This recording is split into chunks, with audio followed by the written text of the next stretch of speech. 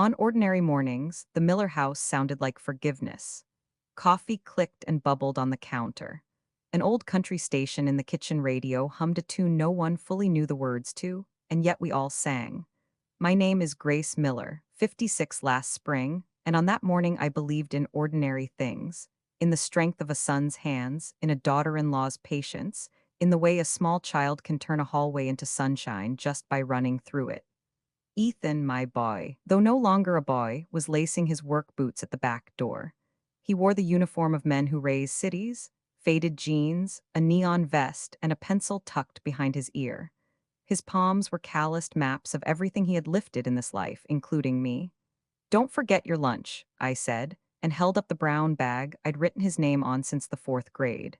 He smiled the same lopsided smile he gave the first time he learned to tie those boots.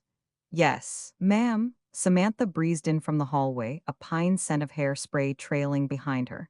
She was wearing a soft blue cardigan, the teacher sweater. Lily called it as if kindness had a wardrobe. She pecked Ethan's cheek and took the keys off the hook.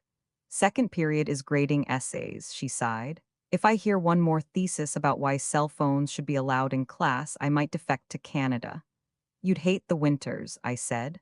"I'd grade in mittens," she answered, and we laughed. She was good at that, at making the small grind of a Tuesday feel like a story we'd tell fondly one day. And then there was Lily, our 7-year-old solar flare in pink socks, sliding into the kitchen on her knees like the floor was a stage. "Grandma, my shoelace is a snake," she said, holding up a writhing knot.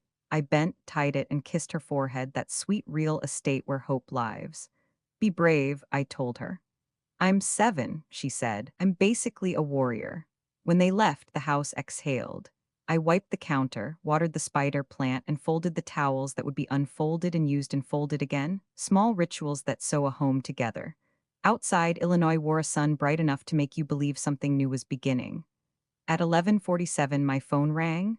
There are calls that sit like birds on your sill, chattering. There are calls that arrive as storms. This one split the sky.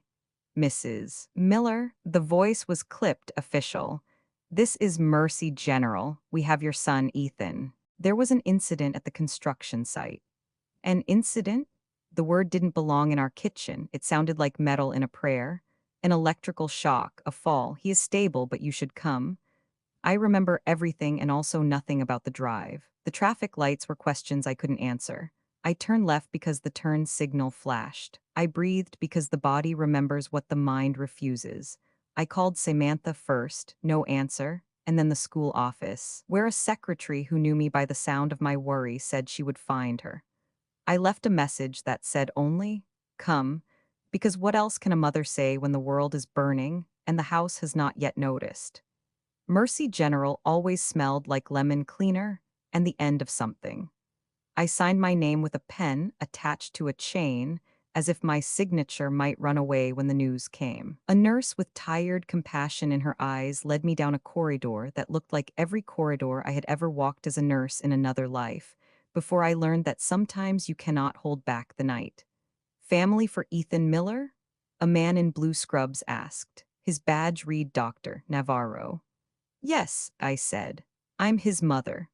He nodded, the way doctors nod when they are about to place a stone gently in your hands. "Your son experienced a high-voltage shock while handling equipment. The current likely caused involuntary contraction. He fell from a scaffolding about 12 feet. I swallowed a desert. "His head?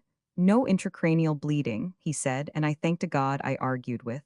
"But there is spinal involvement. We won't know the full extent until the swelling subsides." "Spinal," I repeated, a word that felt like the crack of ice. "His legs." The doctor looked at me the way men look at bridges after the storm, measuring damage, calculating hope. "Right now, he cannot move or feel below the waist. That may change. It may not.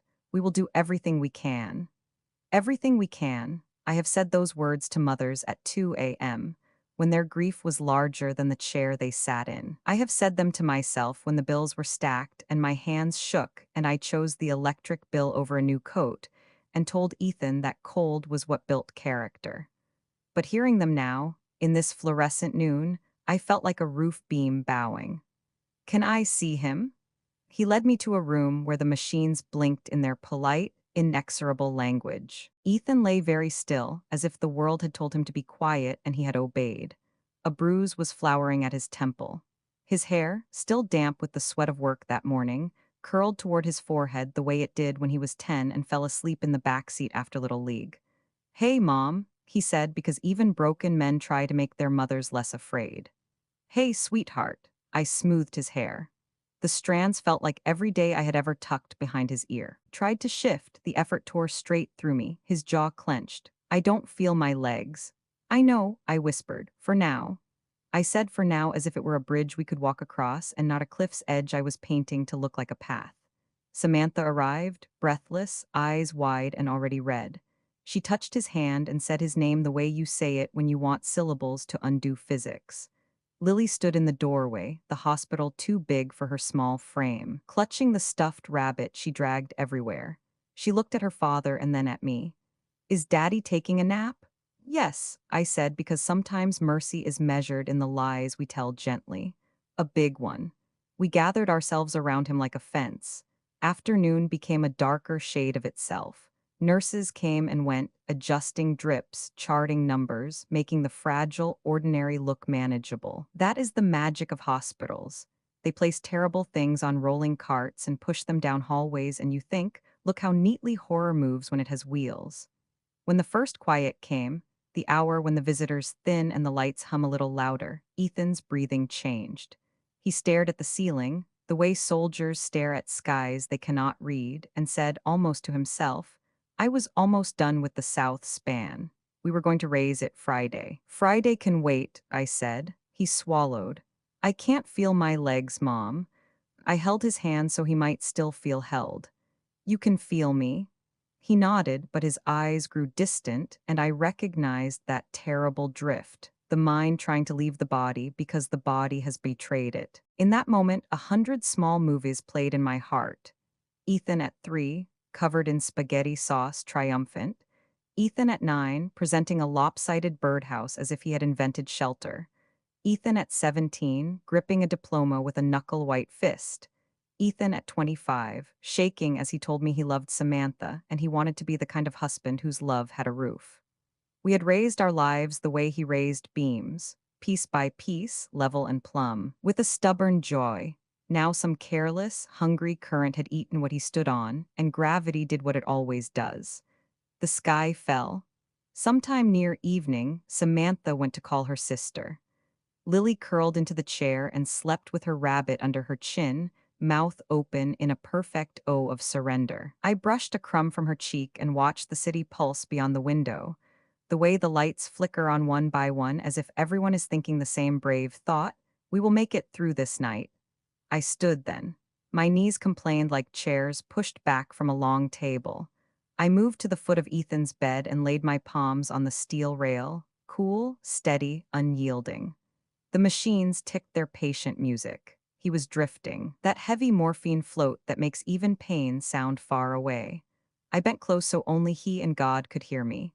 "I need you to sleep," I whispered to my son. "I need you to let me carry the part that hurts." He sighed the way he did as a newborn when milk and warmth and heartbeat made the world simple. I straightened. In the corner, my reflection in the darkened glass looked like a woman I knew and did not know. The soft gray at my temples, the lines at my mouth that too often held back what needed saying. My hands, these hands that had stitched wounds and mended hems and paid bills and broken bread and blessed foreheads, felt strangely new, as if named again for a purpose I had been keeping for a day like this. People believe the strongest vows are made in churches, under arches of flowers and the applause of friends. But I have learned the truest promises are made in rooms that smell of antiseptic, between one breath and the next, when a machine blinks and a mother looks at what remains. I set my jaw. I thought of the brown lunch bag still on our counter, the pencil behind his ear, the way he said yes, ma'am, to make me feel like I had kept him safe all these years. I thought of the house he had poured weekends into, the porch he built board by board with Lily handing him nails like a tiny apprentice, the doorframe where two small lines in Sharpie read Lily, 6 and Lily, 7 like a private calendar of growth. And I spoke the only vow that matters when the ceiling has fallen and the floor is gone. I will not let anyone take the life my son built. The hospital cafeteria was always too bright, like it was afraid of shadows. Samantha stirred her coffee long after the sugar had dissolved, eyes fixed somewhere beyond the plastic table. Ethan was still upstairs in the rehab wing, his legs quiet strangers he could not command. I watched her fingers tap against the cup. Perfect nails, the color of coral reefs and confidence. She had always been meticulous, her kitchen labels aligned, her laughter precise, her grief apparently under control. But grief, I've learned, doesn't vanish. It leaks through the cracks of composure, slow and sticky. How long until he can walk again? She asked, her voice soft but threaded with impatience, not fear. The doctors aren't sure yet, I said carefully. There's still swelling around the spine. It'll take time. Her spoon clinked once, sharp. Time, she repeated. They all keep saying that. That night I stayed late in Ethan's room. The machines blinked their polite constellations, and I sat by his bed, knitting half a scarf that would never be finished. Samantha came in around 9. She was on her phone, smiling at the glow like it was someone she knew better than her husband. When she noticed me, she slipped it into her purse. Just a colleague checking in, she said, her smile stitched too tight. Of course, I said and turned back to my knitting. There are things mothers don't ask because the answers would rearrange the furniture of their hearts. Still, I saw it. The small, quick glance she gave Ethan, not of love or sorrow, but of weariness, the kind people reserve for chores. Weeks passed. Rehabilitation became routine. Early mornings of stretching, late afternoons of therapy, and long silences that filled the spaces words used to live in. Ethan tried to joke. Guess I'll finally learn patience, he said once, forcing a grin that cracked halfway through. Samantha didn't laugh. You'll learn something, she said, scrolling her phone. When he looked away, her eyes darted to the clock. After the 3rd week, she stopped coming daily. My students need me, she said. The substitute can't handle another week. Ethan nodded. Go, I'll be fine. But the way he said it, the way a man says fine when he's trying not to sound abandoned, carved a silence between us. I visited every day. I learned the nurses' names, the shifts, the color of the sky outside Ethan's window at every hour. I brought him his favorite blueberry muffins and pretended they were miracles. Then, one Saturday, I went home to check the mail. Samantha's car was in the driveway. Through the window, I saw her at the kitchen table with a glass of red wine and the glow of her laptop on her face. She was laughing, real laughter, effortless, unguarded. I stepped closer to the screen door, my heart confused by the sound. Her voice drifted out. You're impossible, she giggled. Stop it, my husband's mother is home sometimes. A pause, then softer. I told you it's only a matter of time. I didn't hear the rest. I backed away, the porch boards groaning under my weight. The wind caught a strand of my hair and whipped it across my face like a slap. Inside the car, I sat gripping the steering wheel, staring at my own trembling hands. I had held dying soldiers with steadier fingers. For a long time, I said nothing, because naming a betrayal makes it real, and I wasn't ready to live in that world. Ethan came home 2 months later, rolling in through the door he once built with his own hands. The ramp the hospital installed creaked a little, and I made a note to fix it. He looked smaller somehow, not in body, but in presence, like part of him had stayed behind in that sterile room. I cooked his favorite meal, roast chicken, mashed potatoes, the works, and we ate quietly. Samantha sat opposite him, scrolling her phone between bites. You'll start outpatient therapy next week, I said, trying to sound hopeful. Ethan nodded. Yeah, maybe I can get back to light work in a few months. Let's not rush, I said. You're still healing.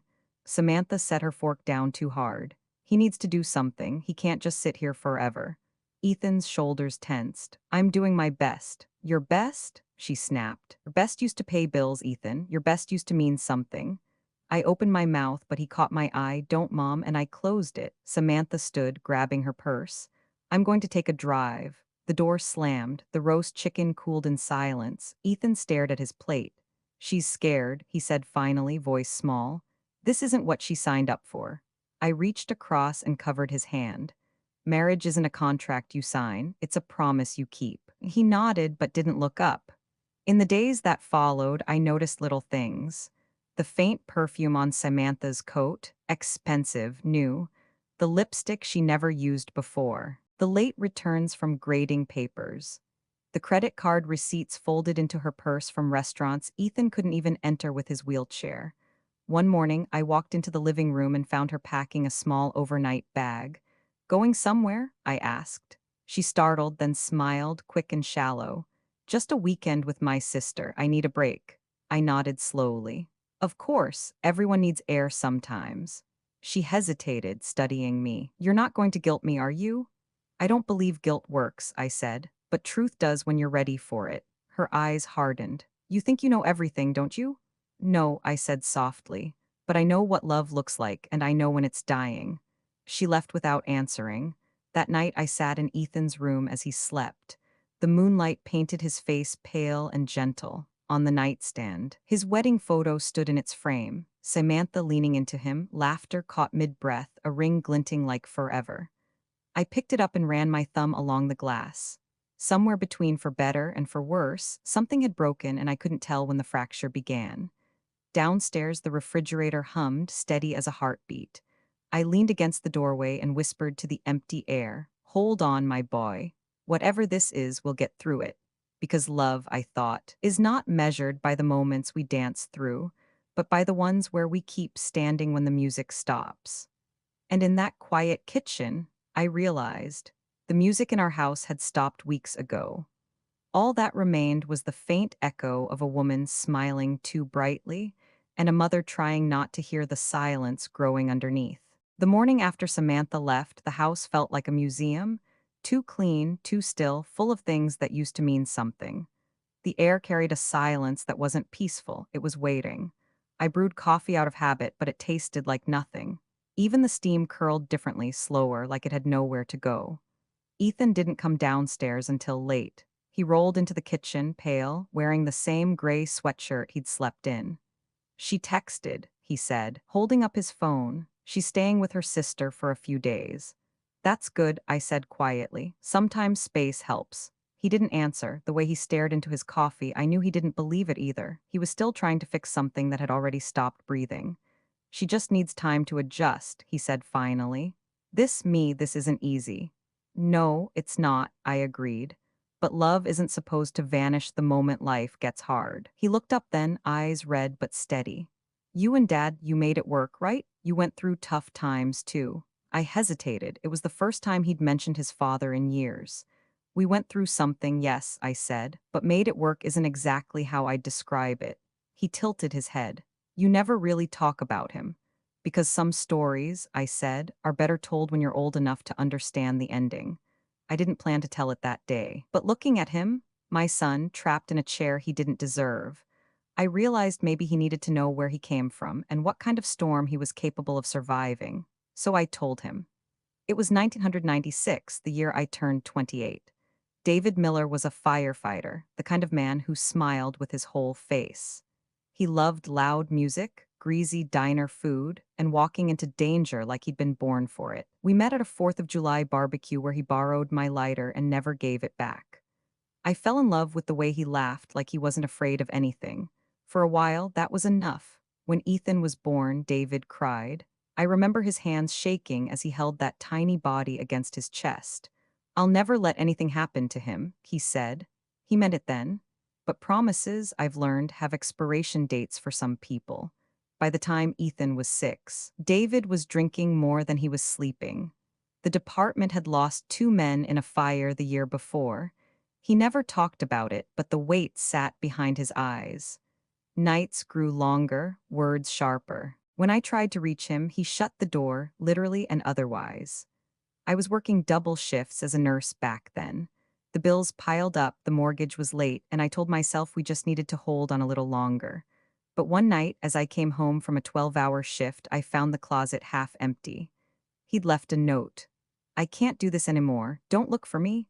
That was it. No apology, no explanation. I stood in the doorway with Ethan asleep down the hall, his Spider-Man blanket tangled around his legs, and I realized something.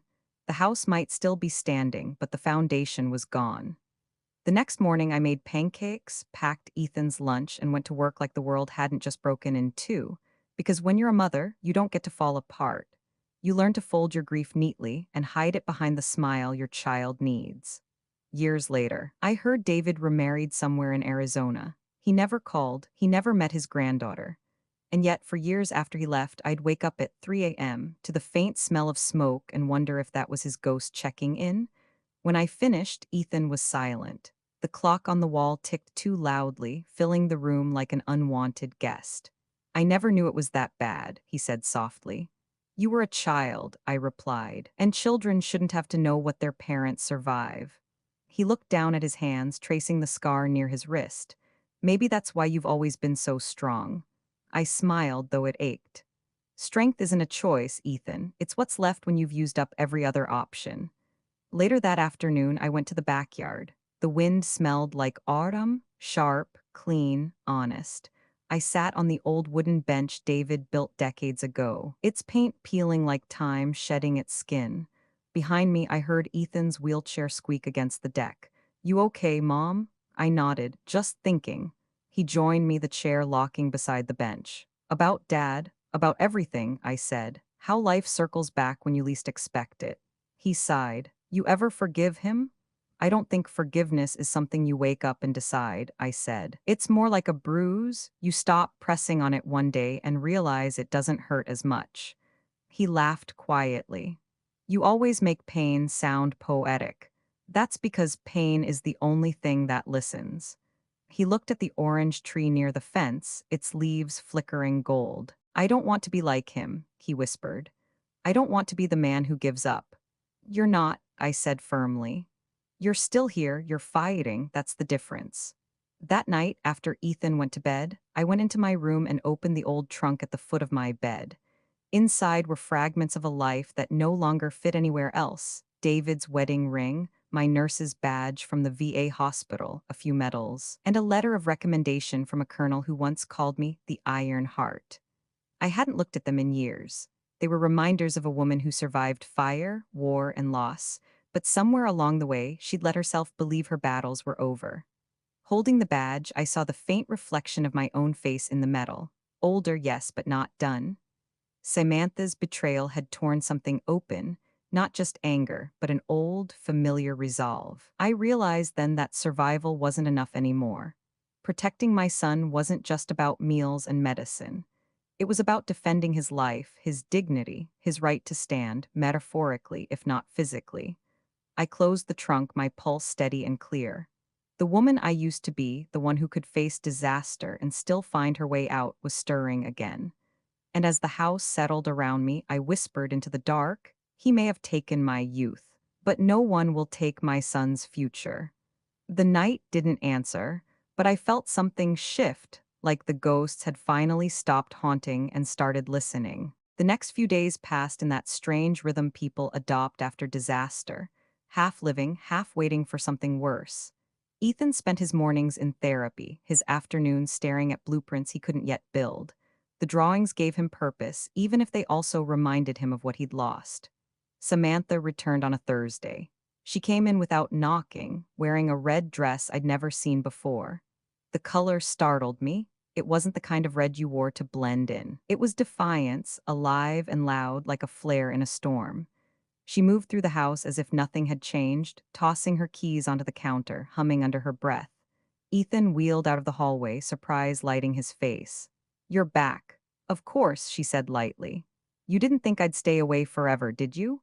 Her tone was playful, but there was something in her smile, too controlled, too rehearsed. She bent to kiss his cheek, careful not to smudge her lipstick. You look good, she added. He blushed, the way he always did when she threw him even the smallest kindness.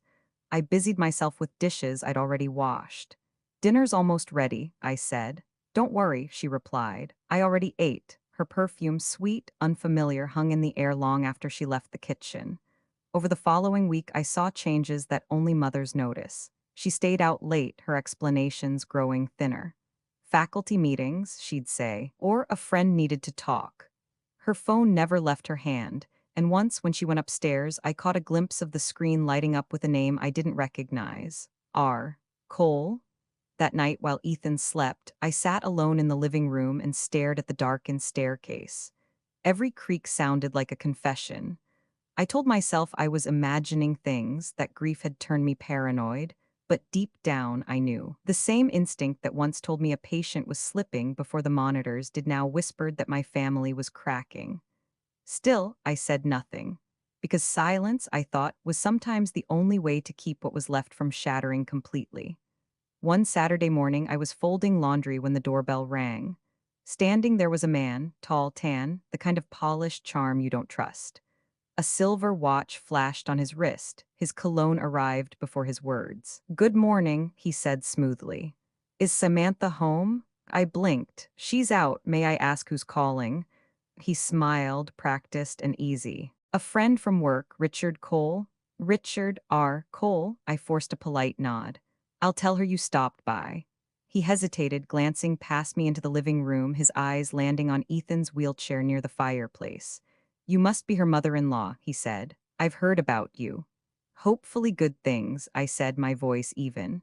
"Of course," he said, though his smirk carried something else, something that told me he wasn't here for small talk. "She mentioned you're cooking. Maybe I'll get to try it sometime." I didn't answer. He adjusted his tie, gave a little half-wave, and left, the sound of his car fading down the street like an insult whispered too quietly to answer. When Samantha returned that evening, she smelled like champagne and hotel lobbies. I was sitting at the table, pretending to read the newspaper. "A man came by," I said without looking up.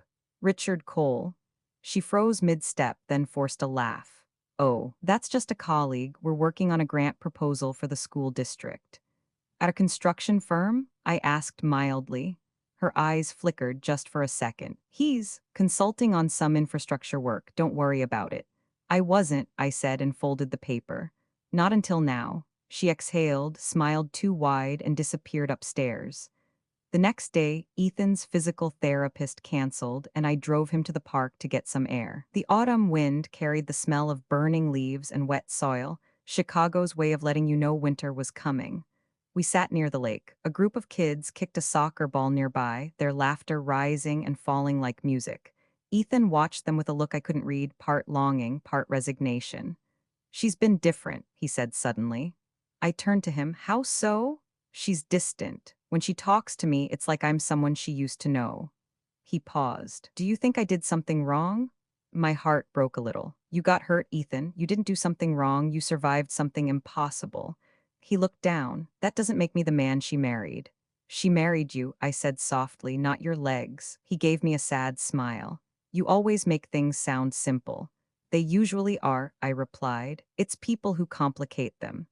We sat in silence for a long time, the wind lifting the edges of his jacket. I thought about telling him what I'd seen, what I suspected. But truth can be a scalpel. You have to know where to cut, or you'll do more harm than good.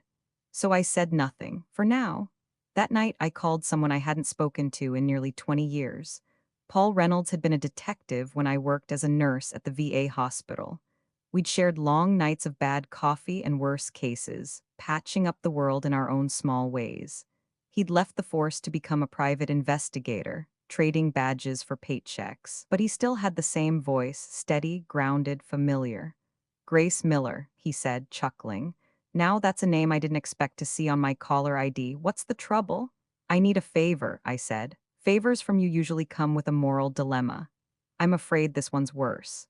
He listened as I told him everything: Ethan's accident, Samantha's distance, the visitor, the phone calls. When I finished, he whistled softly. "You think she's cheating?" "I think she's planning something," I said. "And whatever it is, it won't end with her just walking out." "Do you want proof?" "I want the truth." He was silent for a beat. "All right, Grace, I'll see what I can find." When I hung up, the house was quiet again. Upstairs, Ethan's wheelchair creaked softly as he moved. I stood at the window, staring at the faint reflection of my own face. Older now, yes, but sharper, clearer. The woman I used to be, the one who could stare down chaos and keep her voice steady, was awake again. And this time, she wasn't patching wounds. She was preparing for war. Paul didn't take long. Within a week, he called and said simply, "You were right." He came by the house one gray morning, his coat dusted with rain, the brim of his hat dripping as he stepped inside. The air smelled like coffee and wet leaves. He placed a manila folder on the kitchen table and looked at me the way men look at old friends before saying something that can't be unsaid. She's seeing him, Grace. The guy, Richard Cole. He's not just some colleague. He owns a real estate firm downtown, and he's clever, too clever. He opened the folder. Photos spilled out. Samantha in that same red dress, her hand resting on Richard's chest outside a restaurant. Another photo, her laughing over a glass of wine, her wedding ring missing. Then one that made my stomach turn, the two of them leaving a hotel at midnight, their arms locked like a promise. I couldn't breathe for a moment, not from shock somewhere deep down. I'd already known, but from the cold confirmation that my son's marriage wasn't just broken, it was being buried alive. Why him? I asked quietly. Paul shrugged. Money, power, maybe she thinks he's a way out. He hesitated. Grace, there's more. He slid another paper toward me, copies of text messages, bank transfers. Richard had sent her money, enough to buy silence or cooperation. She's planning something, Paul said. I don't know what yet, but it's big. I closed the folder, feeling the weight of betrayal settle like a stone in my chest. Thank you, Paul. I'll handle it from here. He studied me for a moment. You're not going to confront her? Not yet, I said. A mother's job is to protect her child, not her rage. I'll wait until it counts. He nodded, slipping his hat back on. You always were the calm before the storm. That evening, the storm arrived on its own. Samantha came home early, her hair perfectly curled, her lipstick a shade too bold for dinner with family. She walked straight into the kitchen where Ethan and I were setting the table. Can we talk? She said, her tone clipped. Ethan smiled, uncertain. Of course, what's up? She took a deep breath, pulled a folder from her purse, and dropped it onto the table. The same sound Paul's folder had made that morning. These are divorce papers, she said. Ethan blinked. What? I'm sorry, Ethan. This isn't working. You deserve someone who can take care of you, and I deserve my life back. Her voice was calm, rehearsed, like she'd practiced in front of a mirror. He stared at her, the color draining from his face. Samantha, please don't do this. I've already done it. The silence that followed was unbearable. Even the clock on the wall seemed to hold its breath. Finally, Ethan whispered, What about Lily? Samantha hesitated. We'll share custody, of course, but I'll need the house, at least half. I looked up sharply. Half, she turned to me, meeting my gaze with the icy politeness of someone addressing a stranger. It's community property. The law says I'm entitled. This house, I said evenly, was purchased before you married him. It's in Ethan's name alone. You have no right to it. Her jaw tightened. That's not how it works, Grace. We've been living here together for years. It's marital property now. Ethan's hands shook. Sam, please, this is our home. She said coldly. It's not just about me. Richard's lawyers. She stopped herself, realizing too late. The room froze. Ethan's eyes went wide. Richard? Who the hell is Richard? Her mouth opened, but no sound came. I rose slowly from my chair. You should think carefully before answering that, Samantha. He's just a friend, she stammered. Friends don't wire each other $5,000 at a time, I said quietly.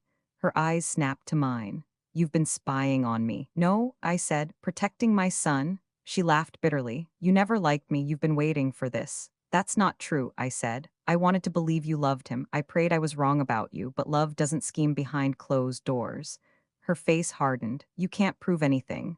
Maybe not today, I said, but truth has a way of finding its way into courtrooms. Ethan looked between us, lost. Samantha, please, he said, voice breaking. We can fix this. She turned to him, her expression softening for just a second. No, Ethan, you can't fix what was never built to last. And with that, she grabbed her purse and walked out, the front door slamming behind her like a final verdict. Later that night, Ethan sat in the living room, staring at the papers she'd left behind. His hands rested on the wheels of his chair, motionless. Maybe she's right, he said finally. Maybe I should let her go. I knelt beside him. Letting go isn't the same as surrendering. She wants the house, he whispered. The one I built for you, for Lily, for us. I put my hand over his. Then she'll have to go through me first. He looked at me, eyes filled with something between disbelief and gratitude. Mom, you don't have to. I do, I said firmly. Because you're my son, because I've already lost once to a liar who promised forever, and I won't do it again. I gathered the papers, folded them neatly, and slid them into my old leather briefcase, the same one I hadn't touched since leaving the hospital years ago. It was worn but strong, like the hands that carried it. Ethan watched me, his voice trembling. "What are you doing?" "Getting ready," I said. "For what?" "For a fight." Outside, thunder rolled in the distance, low and deliberate, like the earth itself was clearing its throat. And as I closed the latches on that briefcase, I felt something shift inside me, an old fire reigniting, the kind that once guided my hands through chaos and loss. This time, I wasn't patching wounds. I was drawing battle lines. Samantha wanted half of my son's world. She was about to learn that some women don't split their homes, they defend them. The storm outside that night didn't just shake the windows. It seemed to crawl into the walls, into my chest, into the very bones of the house Ethan built. I stayed up long after he'd fallen asleep, the divorce papers spread out before me like a crime scene. The ink gleamed under the lamplight, cold, efficient, heartless. Every signature line was a knife. By morning, the world was quiet again, pretending nothing had happened. I made coffee, scrambled eggs no one would eat, and watched the sunlight creep across the table where those papers still lay. It struck me then that sunlight doesn't care what it falls on. It blesses the broken the same way it blesses the whole. Ethan wheeled into the kitchen, his hair uncombed, his eyes dull from a sleepless night. "She's not coming back, is she?" he asked, his voice small. I didn't lie. "No, honey, I don't think she is." He nodded, a man trying to understand the ruins of a life that was supposed to be solid. "I keep thinking about the day we moved in here," he murmured. "She made me carry her over the threshold, said it was bad luck if I didn't." He gave a hollow laugh. "Guess the luck ran out anyway." "You built this home with your hands," I reminded him. "That means no one can take its meaning from you." He smiled faintly, but his eyes betrayed him. There was no fight left in that smile, only exhaustion. That afternoon, I found him in the living room, staring out the window as the wind shook the trees. Lily's toys sat abandoned in a basket nearby, her crayons scattered across the rug like tiny screams of color in an empty room. "Any news from Samantha?" I asked gently. He shook his head. "Just a text. She said her lawyer will be in touch." There was a tremor in his hands as he held the phone. I saw his reflection in the glass. The broad-shouldered man who once built houses for strangers now looked like a ghost trapped in his own. "You know," he said softly, "I used to dream about teaching Lily how to build a birdhouse. I wanted her to use a hammer that was too big for her hands. I wanted her to miss a nail and laugh." He looked down at his legs, motionless beneath the blanket. "Now I can't even stand beside her." My throat burned. "Ethan." He cut me off, his voice cracking. "What kind of father am I now?" "The kind who still shows up," I said firmly. "The kind who doesn't run." But I could see it, his spirit folding inward, small and tired. There are wounds medicine can't touch, and this was one of them. That night, as rain whispered against the windows, I woke to the faint sound of crying. At first I thought it was Ethan, but the sobs were smaller, higher Lily's. Her bedroom door was cracked open. I found her sitting up in bed, clutching her stuffed rabbit, tears streaking her face. "Sweetheart," I said softly, sitting beside her. "What's wrong?" "Mommy said," she hiccuped between words. "Mommy said I have to tell the judge I don't want to live here anymore." I froze. "She said that?" Lily nodded, her small shoulders shaking. "She said Daddy's too sick and you're too old. She said if I don't say it, we'll lose everything." I felt the air leave my lungs. "Lose what?" "Our new house," she whispered. "The one she's gonna buy with Mr. Richard." The name hit me like a slap. I took her tiny hands in mine, my voice trembling but calm. "Lily, listen to me. You don't ever have to lie for anyone, not even for Mommy." "But she said if I don't, I won't see her anymore," she sobbed. "I don't want to make her mad." I pulled her close, feeling her heart pound against my chest. "Oh, baby," I whispered. "The truth is never wrong, even when people try to make it hurt." She cried until her breathing slowed, until her small body went limp against my shoulder. I sat there long after she'd fallen asleep, staring into the dark, fury and heartbreak coiling inside me like twin serpents. I'd seen cruelty before, in war zones, in hospital wards, but nothing compared to this, a mother weaponizing her own child. The next morning, I tried to act normal. I made pancakes shaped like hearts, even though no one was hungry enough to eat them. When Samantha arrived unannounced to pick up Lily, she looked every bit the picture of composure. Sunglasses, designer purse, not a trace of guilt. Lily, go grab your jacket, she said sweetly. I waited until the little girl disappeared upstairs before I spoke.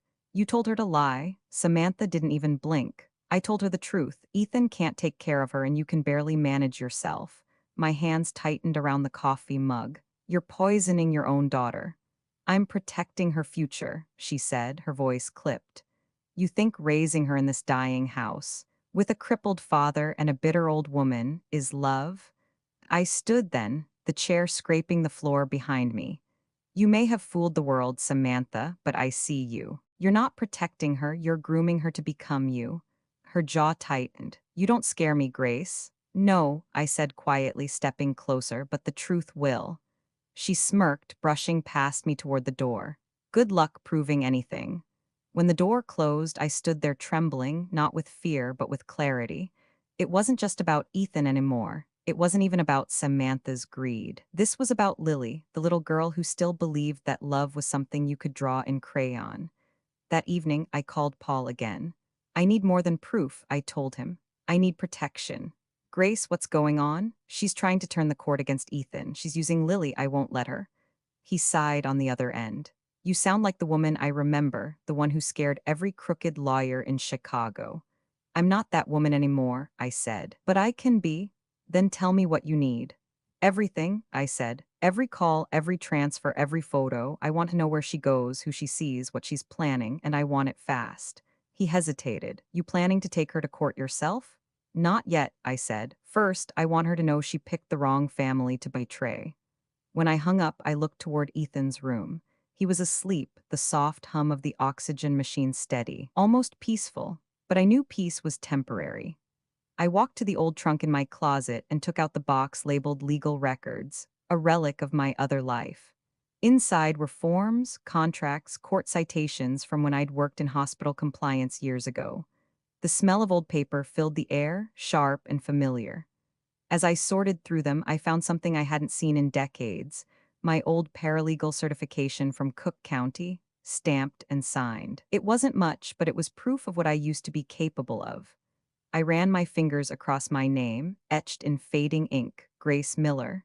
The woman who had once saved lives in chaos was now preparing to defend one. When I finally went to bed, dawn was just a smear of light across the window. I looked out at the horizon, where the clouds still lingered from last night's storm.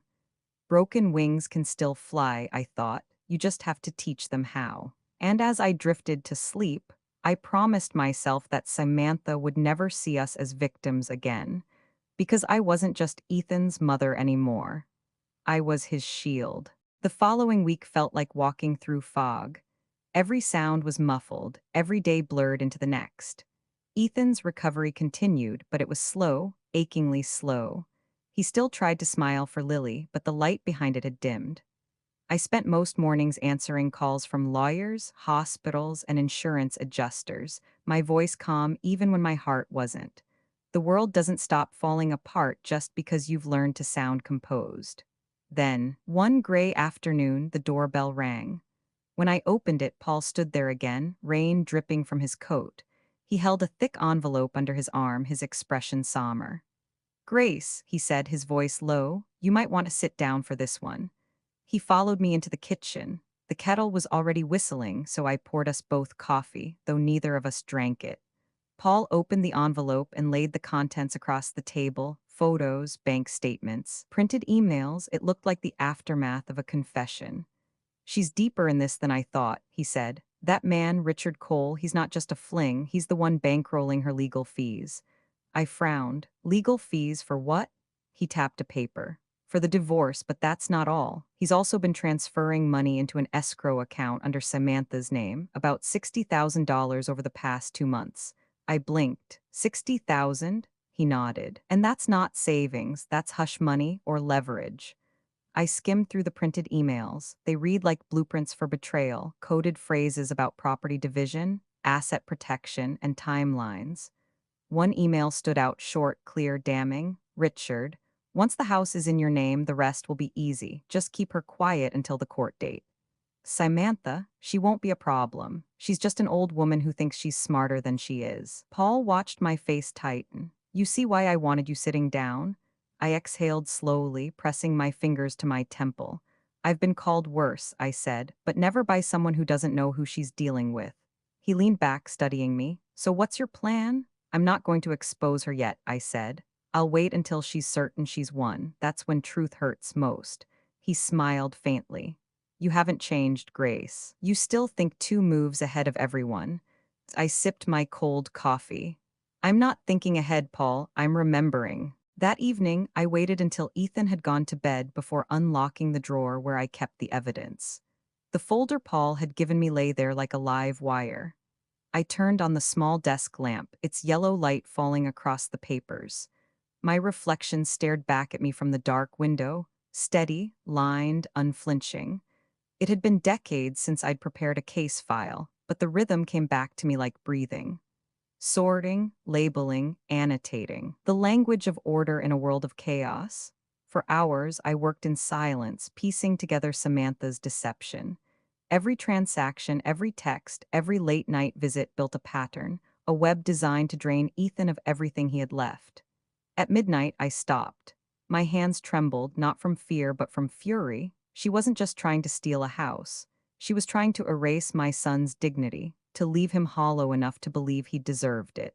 And that I could not forgive. The next morning, Ethan woke earlier than usual. I found him by the window, the sunlight sharp across his face. I had a dream last night, he said softly. I was walking again. Lily was ahead of me and I couldn't catch up. I kept calling her name, but she just ran faster. He looked down at his hands. When I woke up, I realized I can't remember what it feels like to stand. My throat closed. You'll walk again, I said quietly. He smiled sadly. You don't have to say that, Mom. I'm not saying it for you, I replied. I'm saying it because I believe it. He studied me, curiosity flickering in his eyes. You've been up late, he said. I heard you in your room last night. What are you doing? I hesitated, then met his gaze. I'm working on something that might help. He frowned. Help with what? Getting back what's yours. He stared at me for a moment, unsure whether to hope or to worry. Mom, I don't want you getting mixed up in this. Samantha's already made it messy enough. Sweetheart, I said gently, you forget who raised you. I was built for messy. 2 days later, Paul called again. You might want to turn on channel 7, he said. When I did, my stomach dropped. There was Samantha on the local news, standing outside a courthouse with her lawyer beside her. She was wearing that same red dress again. Her voice was measured, trembling just enough to sound believable.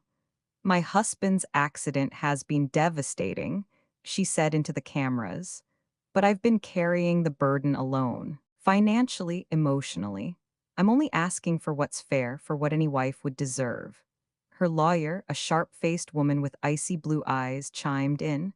Will be seeking equitable division of assets and custody of the minor child, given the husband's inability to provide care. I muted the TV. The coffee mug in my hand cracked under my grip, porcelain splitting down the middle. Grace, Paul said on the line, I can take this to the press if you want. No, I said. Let her have her moment. Every liar deserves an audience before they fall. That night, Ethan saw the news replay. He sat in silence for a long time, the television light flickering across his face. Then he turned it off, his voice barely above a whisper. She's really doing it. Yes, I said quietly. He stared at his reflection in the blank screen. She's going to take Lily, not if I can help it. He turned to me, his eyes tired but fierce. Mom, you can't fight this in court. You're not. Not what? I asked. Not young enough, not qualified enough, not afraid enough? He shook his head. You can't win against people like her. I leaned closer. Ethan, I've been winning against people like her my whole life. I just stopped calling it that. Later, when the house fell quiet, I spread the evidence across my desk again. The rain outside tapped the window like an impatient hand. At the bottom of the pile, something new, a photo Paul had slipped in without telling me.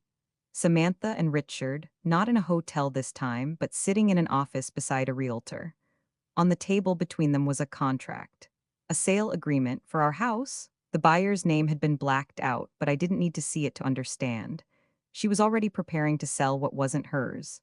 For a moment, I just sat there, staring at the picture. Then I felt a calm so sharp it almost scared me. She thought she was stealing from a broken man. She didn't realize she was provoking the woman who raised him. I gathered the photos, the contracts, the receipts, and placed them carefully into my old leather briefcase.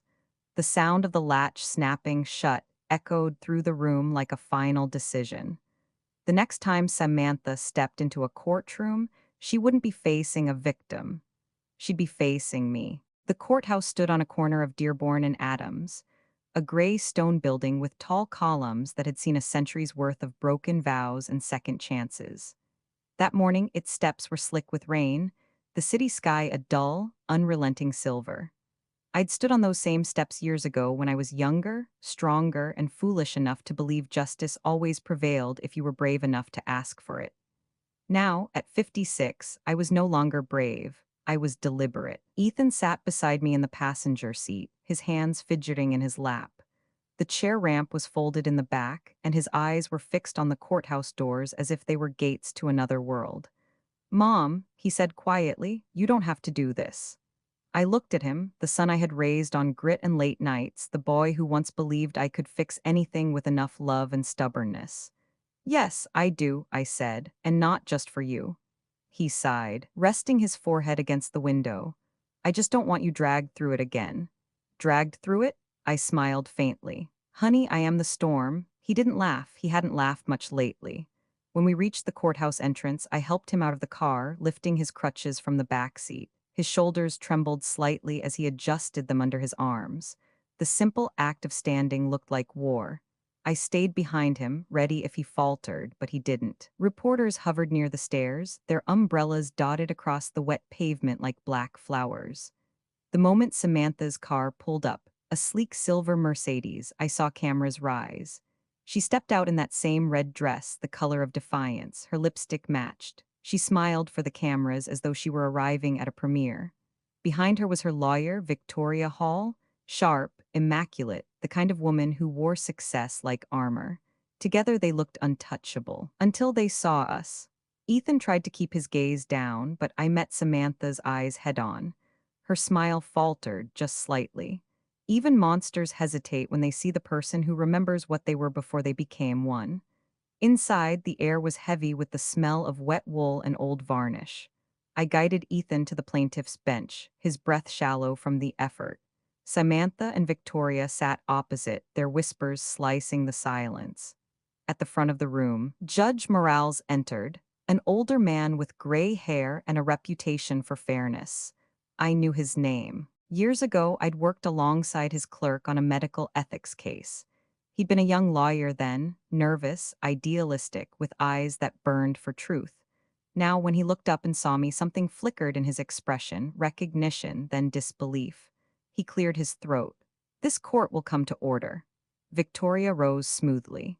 "Your Honor, my client, Mrs. Samantha Miller, is requesting the dissolution of marriage and equitable distribution of marital assets, including the shared residence." "Objection," I said, my voice carried through the room, firm and steady. Every head turned. Ethan looked up in shock. Even Samantha blinked. "Excuse me?"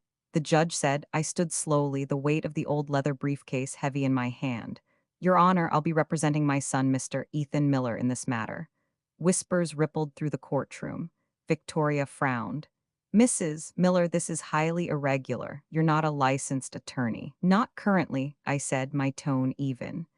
"But I served 25 years as a legal compliance specialist for the VA hospital system and assisted on multiple civil suits for veterans' families.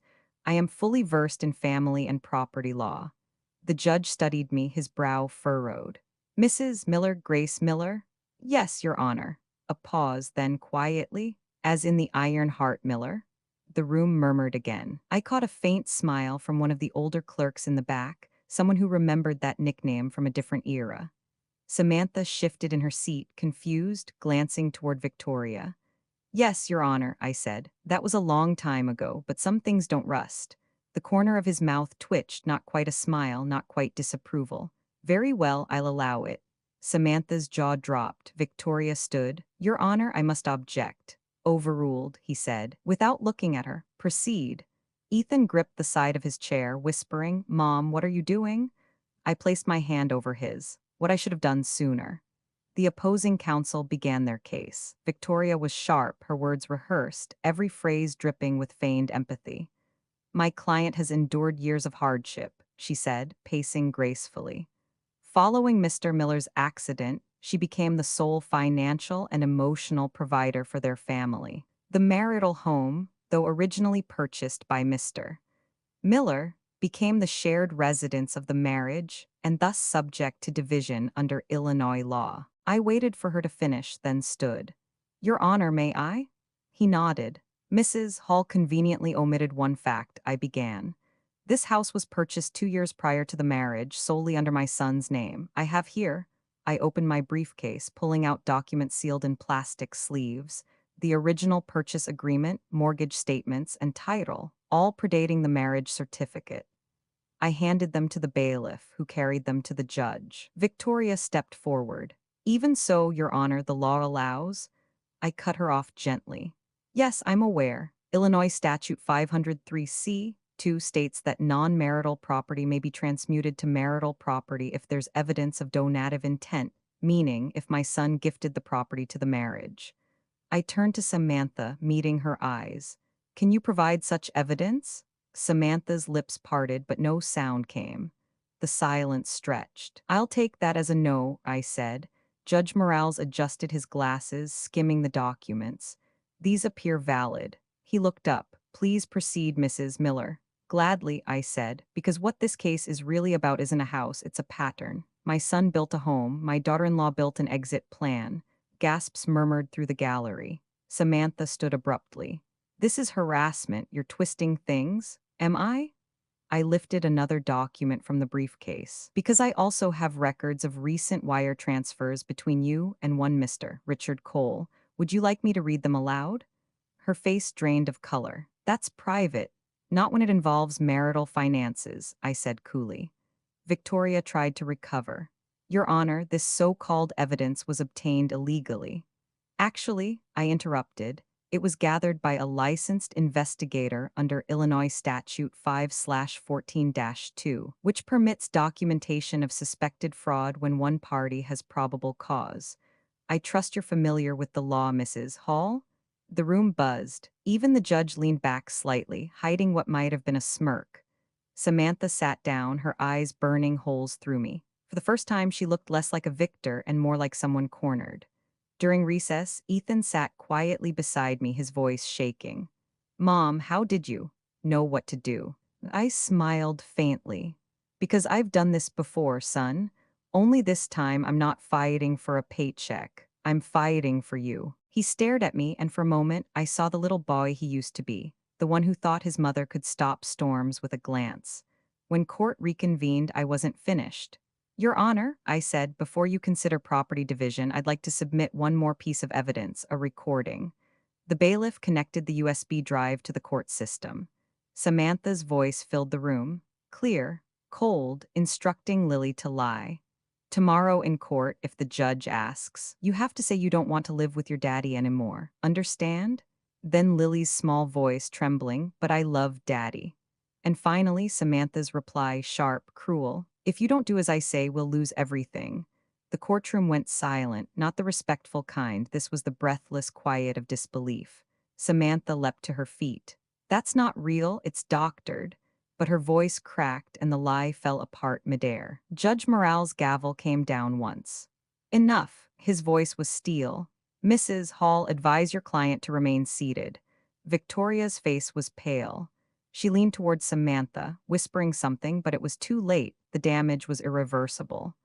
I stood there, my hands steady on the wooden table, the truth echoing through the chamber like a verdict that had already been written. For the first time since Ethan's accident, I felt the air shift, the way it does when rain stops and sunlight, hesitant and new, begins to push through. This wasn't the end, not yet, but the tide had turned. And as I gathered the papers into my briefcase, I caught Samantha's reflection in the polished wood of the table, her face pale, her confidence unraveling. She had tried to destroy my family with lies. Now, she was learning that truth in the right hands is the most dangerous weapon of all. The morning of the final hearing arrived like the calm after a hurricane. The sky over Chicago was clear. A cold blue sheet stretched endlessly, and for the first time in months, sunlight poured into the kitchen without feeling intrusive. Ethan sat at the table, wearing the same gray suit he'd worn on his wedding day. It didn't quite fit anymore, the fabric loose where muscle had once lived, but he insisted on wearing it anyway. Feels like armor, he said with a small, wry smile. I straightened his tie, my hands trembling just slightly. Armor only works, I told him softly, if you remember what you're protecting. He looked up at me, eyes tired but resolute. You, I blinked, taken off guard. No, Ethan, this isn't about me. He shook his head. Mom, all my life you've fought for me even when I didn't deserve it. Maybe today it's my turn to stand for something. I smiled, brushing a strand of his hair back like I used to when he was a boy. Then let's stand together.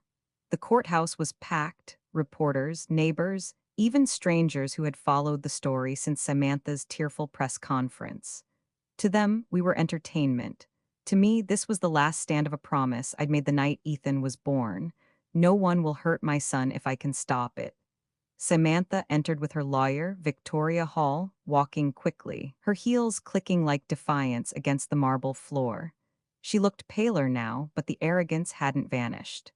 The red lipstick was still there, brighter than her eyes, which flickered nervously when she caught sight of me. Across the aisle, Ethan sat straighter than I'd seen him in months. Lily was with my friend Margaret, waiting outside the courtroom. We'd both agreed she didn't need to hear what adults did when love turned into a weapon. Judge Morales entered, and the murmuring ceased instantly. His gaze moved between us, lingering on me just long enough for an unspoken message to pass. You've given me truth. Now let me deliver justice. He cleared his throat. We are here to finalize the divorce proceedings between Mrs. Samantha Miller and Mr. Ethan Miller. Both parties will now present their closing statements. Victoria rose first. Her voice, though steady, carried the tremor of a woman who already sensed defeat. Your Honor, she began, my client acknowledges mistakes, emotional ones, perhaps, but none that justify stripping her of marital rights. She entered this union in good faith, endured years of difficulty, and provided emotional support during Mr. Miller's incapacity. She seeks only her legal share of the assets, nothing more. Her words were clean, rehearsed, utterly hollow. When she finished, Samantha dabbed her eyes with a tissue that stayed perfectly white. Then I stood. Your Honor, I began, my voice quiet but sure, this case isn't about property. It's about dignity. About a man who gave everything, his health, his years, his pride to build a home, only to watch someone try to turn it into currency. The courtroom was silent except for the scribbling of journalists. I stepped forward, placing my hand gently on Ethan's shoulder. My son didn't lose his worth when he lost his ability to walk, but somewhere along the line, Mrs.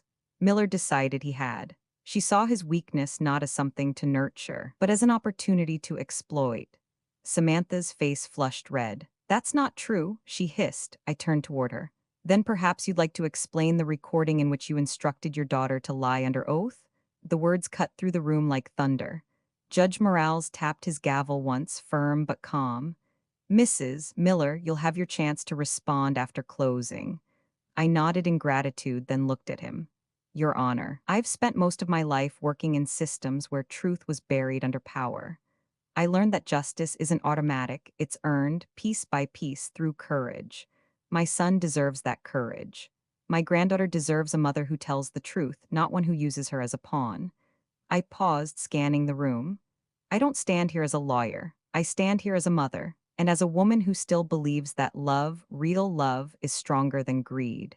When I finished, I sat down. The air felt electric, thick with the weight of every unspoken heart in the room. Samantha whispered frantically to her lawyer, who shook her head. Then, in a desperate impulse, Samantha rose and shouted, You're all blind. He's useless, and she's manipulating him. They're just bitter that I found someone better. The courtroom gasped. Even Victoria closed her eyes, whispering, Samantha, sit down. But she didn't. That woman, she said, pointing at me, has been poisoning my daughter against me. She? Enough. Judge Morale's voice was soft but final, the kind of authority that silences even arrogance. Samantha froze mid-sentence, her mouth still open. He adjusted his glasses, then began reading the verdict. After reviewing the evidence, including financial records, recorded statements, and property documentation, The court finds that the marital home in question was acquired solely by Mr. Ethan Miller prior to the marriage. The residence therefore remains his exclusive property. A murmur swept through the courtroom. Samantha's knuckles whitened around the edge of the table. As for custody, he continued, given the clear evidence of coercion and emotional manipulation toward the minor child, full custody of Lily Miller is hereby granted to Mr. Miller and his mother, Mrs. Grace Miller. The mother, Mrs. Samantha Miller, may have supervised visitation upon psychological review. For a moment, no one breathed. Then, softly, Ethan did. He exhaled as though years of pain were leaving his body all at once. His hands trembled, and tears welled in his eyes, not the kind of tears that break you, but the kind that set you free. Samantha slumped into her chair, her face ashen. "You can't do this," she whispered. "You can't take everything." Judge Morales looked at her evenly. "You took enough already." He struck his gavel once more. "This court is adjourned." Outside the courthouse, cameras flashed, questions flew, but all I could see was Ethan, sitting in his chair under the bright morning sun, his daughter running toward him, her arms wide. "Daddy," Lily cried. He lifted her, awkwardly but with a strength I hadn't seen in months. She laughed through tears, clinging to his neck as if she finally understood that safety had a shape and it looked like him. I stood a few feet away, letting the light soak into my skin. Paul appeared beside me, holding a coffee cup in each hand. "You did it," he said quietly. "No," I replied. "We did it, Truth did it." He chuckled, still the iron heart. "Not iron," I said, watching my son and granddaughter hold each other. "Just unbroken." That night the house felt alive again. Lily's drawings covered the refrigerator. Ethan's laughter drifted from the living room where he and Paul argued about baseball.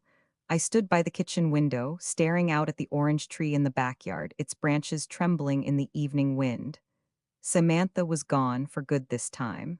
The storm had passed, but its echoes would linger. They always did. Still, as I watched my family, my rebuilt, wounded, beautiful family, I felt something I hadn't in years.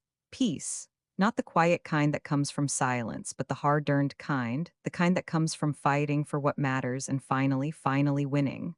The world outside went dark, but our home stayed warm. And in that glow, I whispered to myself the promise I'd kept since the beginning. No one will ever take from my son what he has built. Because in the end, justice doesn't live in courtrooms. It lives in the hearts that refuse to stop fighting for love. The morning after the verdict, the world felt strangely light. Our house, smelled of pancakes and cinnamon again. For months, the walls had listened to whispers of despair, but now laughter echoed through the kitchen like music rediscovered. Lily sat at the table, her legs swinging as she drew on a napkin with crayons. "Grandma," she said, holding up her picture. "It's us, you, Daddy, and me under the big tree." I looked at her drawing, crude but full of life. 3 smiling figures stood beneath an orange tree heavy with fruit. Above them, she'd drawn a bright yellow sun with a face that almost seemed to wink. "It's beautiful, sweetheart," I said, tracing her little hand with my finger. "You've got a gift." Ethan rolled into the kitchen, his crutches propped against the counter. He was moving better, still careful, still slow, but stronger. "She gets it from you, Mom," he said. "You've always been the artist. You just painted with words instead of brushes." I smiled. "Words are cheaper. Paint costs money." He laughed, the sound warm and familiar. For months, his laughter had been missing, like a missing piece of music you don't realize you need until it returns. The neighborhood began to notice the change, too. Mrs. Davis from next door dropped by with a basket of muffins.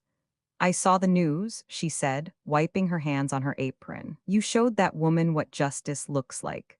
"I didn't show her," I said. "The truth did." She nodded, her eyes soft. "Still, the whole block's been talking. You made a lot of people believe again." I thanked her, though the words felt strange. I hadn't fought for admiration. I'd fought to survive, but sometimes survival itself becomes a kind of lesson. A few weeks passed. The leaves turned gold, and Chicago began to smell of wood smoke and change. Ethan started therapy again with renewed purpose. He even began sketching designs for a new housing project, one that focused on accessibility, ramps and lifts built not as afterthoughts but as architecture. "I think I'll call it the Phoenix Project," he told me one evening, spreading the blueprints across the table. Because it rises from ashes? I asked. He nodded, his eyes glinting. Because we did. Lily giggled from the living room. Her crayons spread like confetti across the floor. In that moment, watching him and hearing her, I felt something settle inside me. Not peace this time, but pride. Pride in the way scars can become stories and stories can become strength. One Sunday afternoon, as I pruned the orange tree in the yard, Paul pulled up in his old pickup. He leaned out the window with a grin. Thought I'd stop by and make sure you haven't started another legal revolution. I laughed. Not yet, I'm retired again. He stepped out, handing me a manila envelope. Then you'll appreciate this. Inside were newspaper clippings. The Iron Heart returns. Mother's courage wins landmark family case. Another headline read, Justice has a face, and it's a mother's. I shook my head. They make it sound like I saved the world. Paul shrugged. Maybe you did, at least one small piece of it. We sat on the porch for a while, sipping iced tea as Lily chased butterflies across the yard. Ethan watched from the window, sketchbook on his lap, pencil moving slowly, deliberately. You ever think about what's next? Paul asked. I think about tomorrow, I said. That's far enough. He chuckled. Still the same grace. No, I said softly. The same heart, maybe, but it beats differently now. That night, after everyone had gone to bed, I walked through the house in silence. The shadows were gentle now, not menacing. On the mantel sat a photograph of David, my late husband, taken decades ago, before the betrayal, before he left. I picked it up and studied it for the first time in years. His smile looked strange to me now, too polished, too confident. I realized I didn't hate him anymore. I simply didn't know him. I won, I whispered to the photo. But not the way you'd think. I didn't win by fighting back. I won by holding on. I set the frame down, the glass catching a sliver of moonlight. A few days later, Lily came home from school clutching a paper crown made of gold foil. We learned about heroes today, she said proudly. And I told everyone my hero is my grandma. I froze. Me, why, honey? Because you're brave, she said simply. Daddy says heroes don't wear capes, they wear aprons and carry briefcases. Ethan laughed from the kitchen. She's not wrong. I knelt and hugged her, breathing in the scent of crayons and childhood. You make me want to be brave. Lily, that's what heroes really do. They make other people braver. She smiled. Then you're the best hero ever. That evening, we had dinner on the porch. The air was crisp, the sky streaked with the pink of fading daylight. Ethan's laughter mixed with Lily's chatter, and the sound wove through the rustling branches like a promise. I thought about everything that had brought us here, the courtrooms, the lies, the nights spent praying for strength. And then I thought about what remained, a home, a family, and the quiet certainty that love, when tested, had passed its trial. Mom, Ethan said suddenly, looking at me, what do you think comes after peace? I considered the question. The wind brushed against my hair, and the scent of oranges filled the air. Life, I said finally. Real life, the kind that doesn't ask permission anymore. He smiled. Then I think we're ready for it. I looked up at the sky, the same one that had once felt so heavy, now bright and open, and whispered to myself the words I'd carried through every storm. Even after everything breaks, love is what remains. And as the stars appeared one by one above us, I knew that for the first time in a long, long while, we weren't just surviving anymore, we were living. Winter came quietly that year, as if the world itself wanted to give us rest. Snow dusted the roof like powdered sugar, and the orange tree out back stood bare, its branches laced with frost that glimmered under the porch light. Inside, warmth wrapped around us, the kind of warmth that doesn't come from the furnace, but from hearts learning to heal. Ethan had started working again, not at construction sites, but from home, designing houses for veterans with mobility needs. He called it the Phoenix Initiative, and every blueprint he drew seemed to mend something inside him. One evening, he rolled up one of his sketches and handed it to me. This one's yours, he said. I unrolled it carefully. It was a design for a small cottage, wide doorways, ramps hidden in the landscaping, windows that caught the morning sun. At the top, in his careful handwriting, he'd written, "The Grace House for every mother who kept standing when the world told her to sit down." I couldn't speak. My throat closed and tears blurred the lines on the page. "Oh, Ethan," I whispered. He smiled gently. You fought for us. I just want to make sure your name stands for something permanent. I reached over, took his hand, and squeezed. It already does, I said. It stands for family. Lily's laughter filled the house again. She was learning piano now, her small fingers pressing each key with wonder, even when the melody faltered. The sound drifted through the rooms, imperfect, hopeful, alive. Sometimes I'd sit in my chair by the window and watch her play while Ethan worked. The rhythm of the keys, the rustle of paper, the hum of their voices, it was the music of healing. There were nights I still dreamed of the courtroom, of Samantha's red dress, the trembling gavel, the words that changed everything. But the nightmares no longer frightened me. They reminded me of how far we had come, how deep a mother's love could reach when it refused to surrender. Samantha had vanished from our lives after the verdict. Rumors drifted through the neighborhood that she'd moved out of state, that Richard had left her, that she was working somewhere far away under a different name. I didn't hate her anymore. Pity maybe, but hate? No, that weight was gone. Sometimes, in quiet moments, I'd pray for her not because she deserved forgiveness, but because I deserved peace. By spring, the orange tree bloomed again. Lily called it the magic tree because no matter how harsh the winter, it always came back. One morning she ran to me with a basket full of oranges, her face glowing. "Grandma, look, it's alive again." I smiled. "So are we, sweetheart." We squeezed the fruit together for breakfast, the juice cold, sweet, slightly bitter. "Tastes like sunshine," she said. "It tastes like life," I answered. Months passed, and the house began to feel less like a shelter and more like a home. Ethan's designs were picked up by a nonprofit, and soon, veterans across Chicago were living in homes inspired by the Phoenix Initiative. He gave every one of them the same inscription he'd given mine, for those who kept standing when the world told them to fall. Lily's piano recital came that summer. She wore a yellow dress, her hair in a neat braid. When she stepped on stage, she looked into the audience until she found us, me, Ethan, and Paul, and waved. Her song was simple, a child's melody, but when she reached the last note, something about it filled the room like sunlight after rain. Ethan clapped the loudest, tears shining in his eyes. "She's got your courage," he whispered to me. I smiled. "No, she's got ours." That night, when we came home, we sat on the porch under a sky full of stars. Paul stopped by with pie, and Lily fell asleep in her father's lap before dessert was done. Ethan looked up at the stars and said, "You think people get second chances, Mom?" I nodded slowly. "I think some people get third, fourth, and fifth ones. They just have to survive long enough to find them." He laughed softly. "Then I guess we did." "Yes," I said, "we did." The world was quiet around us. The orange tree swayed gently in the breeze, its blossoms glowing pale in the moonlight. Somewhere in the distance, church bells rang, slow, steady, peaceful. And in that moment, I felt the same thing I had felt the day Ethan was born.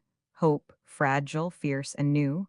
Epilogue. Years from now, someone will drive past a small house on the outskirts of Chicago and see the sign that reads the Grace House. They'll think it's just a name, a coincidence, maybe. But I'll know. It's not just a name, it's a story. A story about a mother who refused to let injustice win, a son who found strength in loss, and a little girl who learned that love, when protected, can rebuild the world. Because life doesn't end when everything falls apart. Sometimes that's exactly when it begins. To my readers, thank you for walking beside me through this story, through the heartbreak, the trials, and the redemption.